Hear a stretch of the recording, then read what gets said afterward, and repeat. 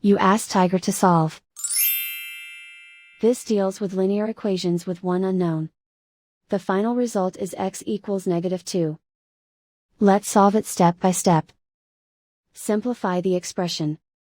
Expand the parentheses. Group all constants on the right side of the equation. Subtract 11 from both sides.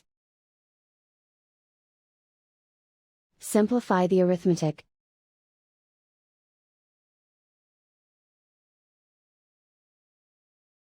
Isolate the x. Divide both sides by -5. Cancel out the negatives. Simplify the fraction. Move the negative sign from the denominator to the numerator. Find the greatest common factor of the numerator and denominator.